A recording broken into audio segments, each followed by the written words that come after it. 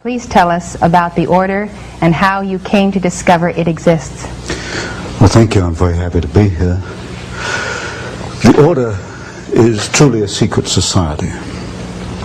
It was founded in the United States at Yale University in 1833. It has continued and exists down to the present day. Each year, the order takes in 15 men, senior students from Yale University. Never more than 15. Only once has it been less than 15. In 1946, they took in, I think, 10 rather than 15 members. So what we have is a secret society which, over the last 150 years, has accumulated about 2,500 members, of whom perhaps 500 are alive today. Of this 500, perhaps 100 are actively in pursuit of the objectives of the order. It's not another college fraternal society. Yale University is the only university in the United States, or indeed the world, which has senior societies. These are societies where the 15 are selected in the junior year and actually are initiated at the beginning of the senior year. They stay on campus only 1 year as members. They are called knights. When they graduate, they leave the university, they go out into the world, then they're known as patriarchs. So at any one time you only have 15 knights in existence, and for the rest of their lives they're known as patriarchs, and they work during their lifetime, or a number do, towards the ends of the order. They are pretty much guaranteed success. Certainly they're guaranteed financial success. And in my reading of the material I have, I infer that so long as they go along with the purposes of the order, so long as they gear their careers and their lives towards certain ends, then they are guaranteed success. How did I come to this knowledge? Well, up to 6 months ago, I denied that there was a conspiracy, because frankly I couldn't prove one. I suspected a conspiracy, but I couldn't prove there was one until 6 months ago. Well, a little before 6 months ago, I received the catalog, which is the membership list of the society, all the way back to 1833, and I received some of their internal documents, enough for me to put together the way they correspond with each other, the operations within the order, to some extent their problems, and to some extent their objectives. Now this is the book, An Introduction to the Order, by Antony C. Sutton. It has a skull and bones on the front and 322. The 322 is an identification. The order has a temple on the Yale campus. A temple? A temple, yes. It's a building maybe this 50, 60 feet by 40 feet, maybe 40 feet high. There's no windows, 2 big steel doors. We know what the temple looks like because back in 1880s, a number of Yale students became a little unhappy about what was going on inside this temple. When they went by it at midnight, sometimes they heard strange noises and all kinds of rumors on the Yale campus as to what this might be. There was a break-in. I call it the Yale Gate. There was a break-in to the temple, and the students who broke in cataloged what they found, and they made a drawing, a design of the interior of the temple. And 3 of the rooms are numbered. One is 322, one is 323, and one is 324. 322 is also, I suspect, the chapter number.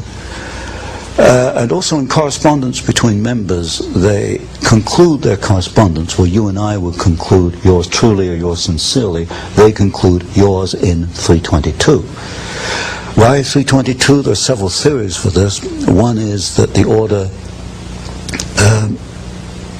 originated with Demosthenes the Greek in 322 BC. That's one theory.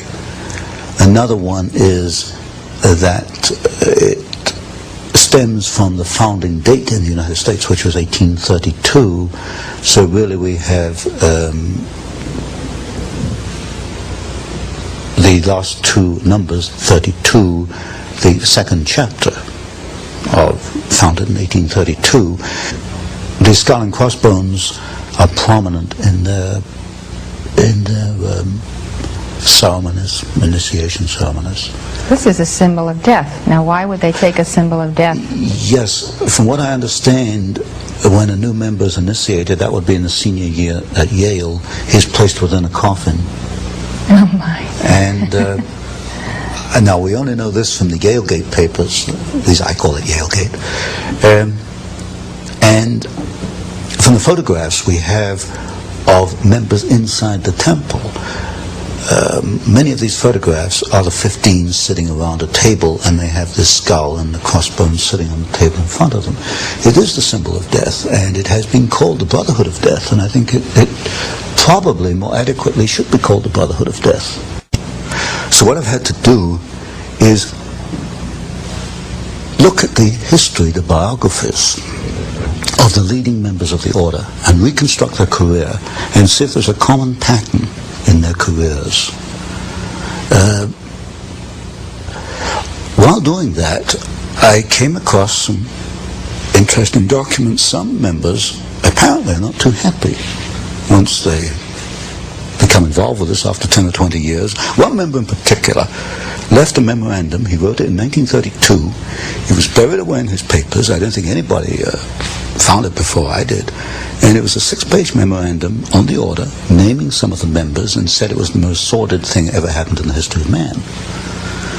So, but to come back to my point, I have to reconstruct the objectives. What are the objectives? In the words of one member, might is right. If you have the power, you use it to achieve your objectives. What is the objective?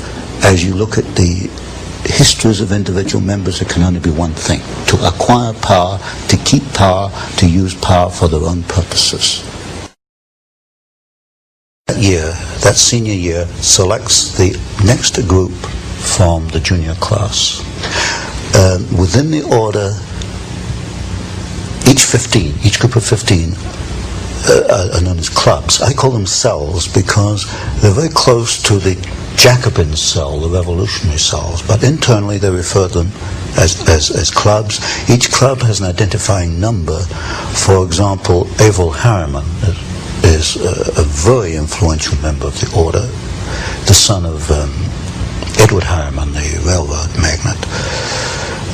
Harriman was initiated in 1913. His club number is D111.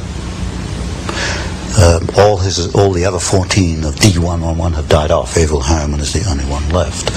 To come to the other part of your question, who are some of the significant members? Today, 2 men stand out. One is Averell Harriman, who is I suppose, the chief financial angel of the Democratic Party. The other is Vice President George Herbert Walker Bush. The Bush family is quite prominent within the order. Now, if you go back in history a little, you'll find that George Bush's father, Prescott Sheldon Bush, was also a member of the order. He was a member of Brown Brothers Harriman, which is the Harriman private banking company. So today you've got 2 men who are supposedly in politics in opposition, Bush and Harriman, actually the members of the same secret society. And Bush's father was not only a member, he was a partner in what was then Harriman and Company, which later became Brown Brothers Harriman.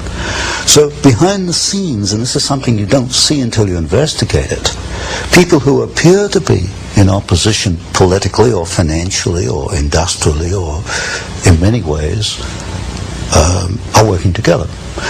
Other members might be William Buckley.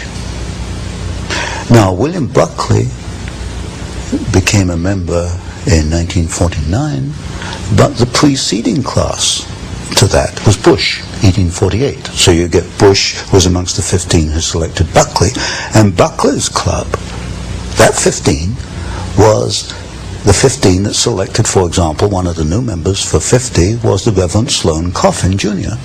The Reverend Sloane Coffin Jr.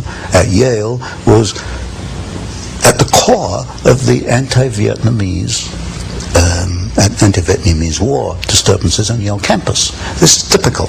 You'll find that men in the same society will take opposite positions in public.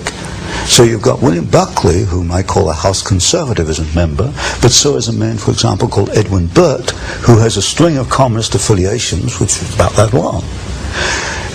And we'll get into this later. The method they use is that of the Hegelian dialectic. Thesis played against antithesis leads to a synthesis. In other words, for Hegel, for history to make progress, you have to have conflict. And when you look at the key people in the order, you will find that they generate conflict. So Bush and Harriman politically are conflicting. Coffin and Buckley, although part of the same order, are in public conflicting with one another because conflict leads to the new synthesis. Other prominent members, one of the most prominent was Howard William Taft, the only man to be both President and Chief Justice of the United States. The Taft family founded the order in the United States. There have been 8 members, 8 Taft family members within the order. Taft was probably the most prominent member around the turn of the century, 1910, 1920. Stimson, who was Secretary of War under Taft, then Secretary of State under Hoover, Secretary of War under Roosevelt. In other words, at that level, politics disappears, and people often wonder, why does a Democrat join a Republican administration? If you check back, you find often it's not as a member of the order. So key people would be people like Taft, Stimson, Archibald MacLeish, who wrote the Constitution for UNESCO, also Librarian of Congress, the Bush family, the Walker family, and above all today, if there's a godfather in the order, it's Averell Harriman. Exactly what causes does the order espouse, and why are these divergent to those of our founding fathers? Well, the causes one can only deduce at this point from the operations of these men as individuals and working together. They want to acquire power above all. Power Political to do what? power. As you look at their actions, the political power is to bring about what they call a new world order, which is a one world. But they use the Hegelian techniques, and we know enough about Hegel to know that not only does this mean the dialectic process, the creation of conflict, but it also means that individuals such as you and I, or anybody watching this program, will be cogs in the state, that we have no individual rights. Our rights for Hegel, individual rights for Hegel, come about through obedience to the state. We see it in the educational process, which we'll probably talk about later, that we have adopted what I call a Hegelian system of education, which is not to bring out your innate talents, but to prepare you to be an individual cog in the state. Now, are you saying the members of the order believe this, and this is a part of their worldview? I would say that there is a minority within the order that does believe it. There's one thing I've learned in looking at the papers, that they're not all active. Maybe at any one time only 20% are active. Undoubtedly, the 20% that are active have this goal. If you look at Taft's great work, although as a president he hasn't accounted for very much in the literature, Taft's great work was to bring about the world court, international law. International law in a world court will be essential in a new world order. If you take, for example, the career of Bush, Vice President Bush, when he was ambassador to the United Nations, he helped a process called Mondialization, which was a process by which an individual American city would adopt United Nations stature. In other words, it's a diminution, a dilution of U.S. sovereignty. So if you look at these individuals, Stimson is another very good example. Averell Harriman, certainly, in the way he's financed the Soviet Union, has worked towards the build-up of the Soviet Union. If you look at these individuals and ask what is the common pattern is the creation of a one world. Now, supposedly, these people believe that they are great benefactors of our society, the wise men, those who are especially endowed to rule, and who also believe that the best interests of America happen to be their own best interests as well. I have never seen anything in their literature which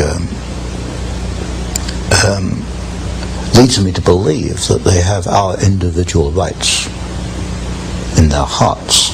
What I do see in the literature and in the documents is a ruthless drive to acquire power for themselves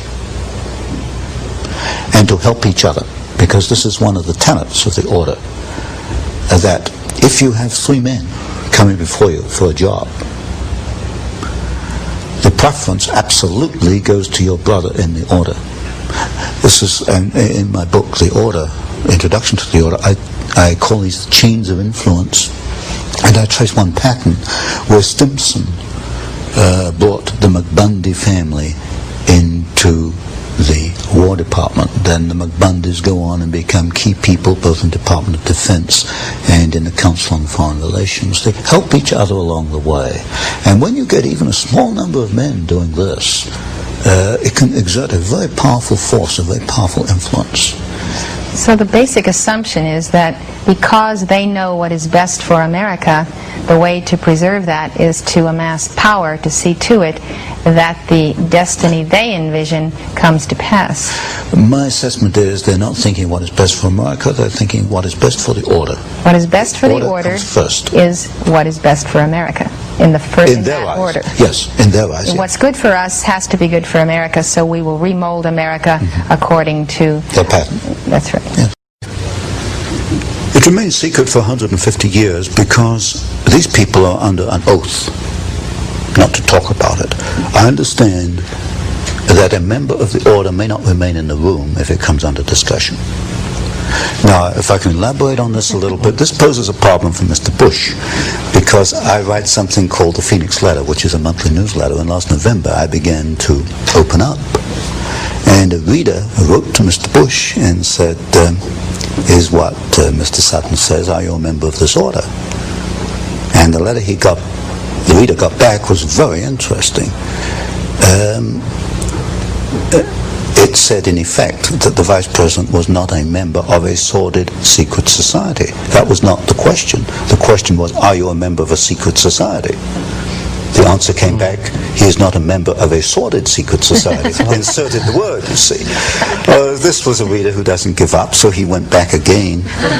And I understand that as it stands, as we are now, that Mr. Bush is not willing either to admit he is a member of the order or to deny it, because they're under this oath not to discuss it.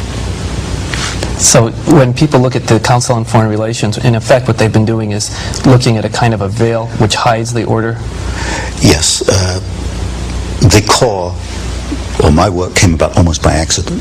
If someone had not donated to me the membership list, we wouldn't be here today. It's remained secret because nobody has done that. Everybody's been looking at the Council on Foreign Relations, the Trilateral Commission, the Bilderbergers. They are not truly conspiracies because the membership lists are open. The membership list of the order has not been open. So there's a distinction between the CFR and the Trilaterals and the order. CFR and Trilaterals are not conspiracies because they are not secret. They do what comes next. And this, of course, is very different argument to many people who've promoted conspiracy have made. They get across the idea that these people telephone each other and have little drawings and maps and diagrams. They don't operate like that at all. If you meet these people, they think alike. They talk alike. They come up with the same ideas simultaneously, and they move simultaneously. They know what they have to do. So they're a breed. They're a breed. Exactly. Now, Tony, what has this breed done? What are their chief accomplishments in molding domestic and foreign policy and actual events in American history since their founding at Yale? One is they have acquired enormous political and financial power. You'll find representatives of the order in politics. What have they done with this power? What has happened to America that would not have happened had they not been the order? Creation of war and revolution. Specifically, which ones? You have documents on that? The third book in this series, which I'm bringing out, takes 2 wars and 1 revolution. Well, 2 revolutions in 1 war.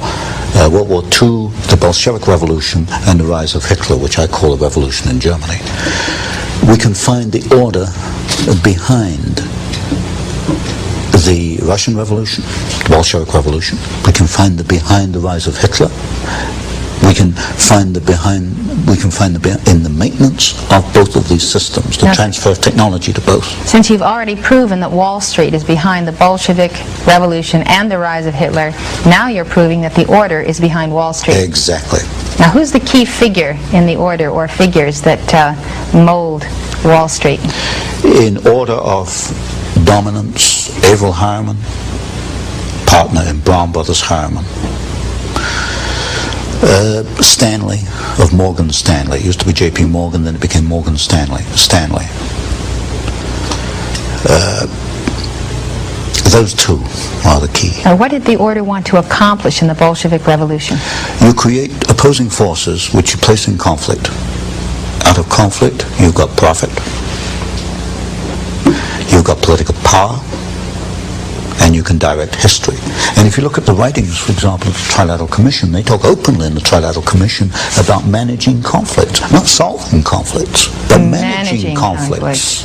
Conflict management. That's the cry. So they got the profit, the power, and the management. Mm-hmm. Where do they want to steer history through the Bolshevik Revolution? They wanted to set up, and they did, two opposing forces. Out of that came World War II. There were logical steps in the process. They used the same bank, Guaranty Trust Company, as the conduit for the financing of Hitler, and also as a conduit for financing, and also the early days of the Russian Revolution. In fact, in Russia, Soviet Russia in 1923, a vice president of Guaranty Trust Company was the foreign director of the Roscom Bank, which was the first Soviet overseas bank that was set up. They were that close in those days. You'll get a very close relationship between the early Hitler days and members of the order, which is in the third book. I think the order has been at war with the United States in general since 1833.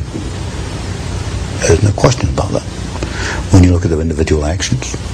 And that is because if the flower of the United States, the flower of freedom, was to become what its potential was, their very elite positions would not have a stronghold. Exactly. The greatest single threat to this breed that has antedated Christ is the nation that has itself founded upon a constitution that absolutely guarantees the rise of the individual. This is one of the problems. They cannot live with the Bill of Rights. In fact, this is why when Archibald MacLeish, a member of the order, wrote the Constitution for UNESCO, it was built into there that UNESCO would gradually try to erode press freedoms. In the Trilateral Commission, you'll find the same criticism: too much freedom of the press. There's just too much freedom for these people. They can't live with the Constitution. They tried to change the Constitution through the Fund for the Republic down here in Santa Barbara. They've not been successful yet, but they realize that there are roadblocks they've got to overcome to achieve what they want. The most unfortunate thing to me is that when the people have coming at them from all directions this momentum of the order, they turn and espouse the order, or they let these people, or have in the past, become their idols, accept that they are an elite, accept that fact that they are superior, accept the projection from them to the people that they're superior.